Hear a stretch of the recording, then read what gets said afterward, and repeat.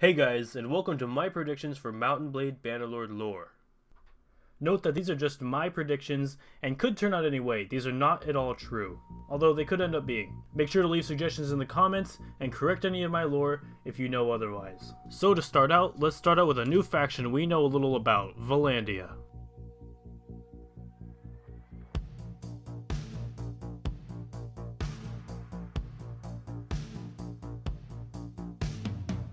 As the Empire of Calradia began to weaken, ethnic tensions began to rise between Central Calradian Imperials and Western Vlandians. The Aserai began to take territories in the south, and the increasingly larger threat from the east is rising from the Khuzait. Nords have begun appearing in the north, and have been pillaging and raiding towns in the north of the Empire. So, high-ranking officials and lords got together to form a new government and planned to secede. A new monarch had been declared, and they were ready for independence. Once the new nation had declared its independence, Imperial troops were immediately sent in to stop the resistance and rebellion.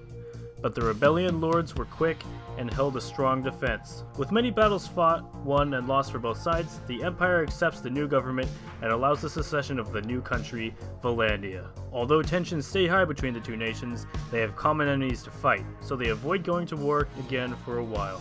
A common enemy has arose, the Nords, and fight together to end this new enemy. Though the Nords prove to be too strong to repel, and keep coming in larger numbers. And for the first time, there had been an established Nordic kingdom in Calradia.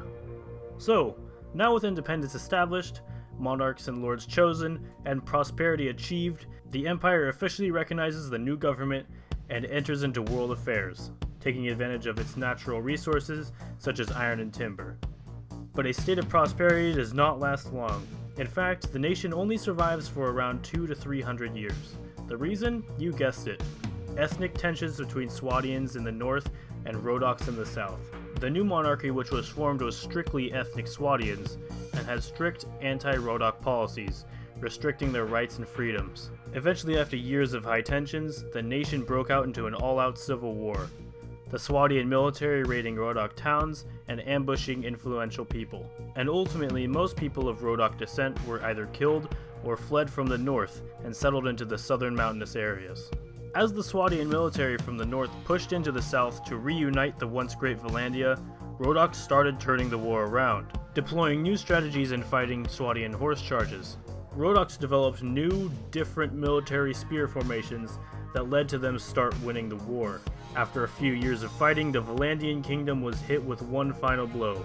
The Swadian people of the north were sick of the war, and most people wanted to make peace with the already new established Rhodok government. Northern rebels overthrew the Vlandian monarchy, which at this point could just be considered as Old Swadia, and established the Kingdom of Swadia. But tensions never fell between the two regions, and to this day regularly have disputes over towns and land. Well guys, if you liked my prediction, make sure to leave a like and a comment telling me what you think, and a subscribe if you're new, and let me know if you want to see more. Thanks again for watching, and I'll see you all next time. Peace.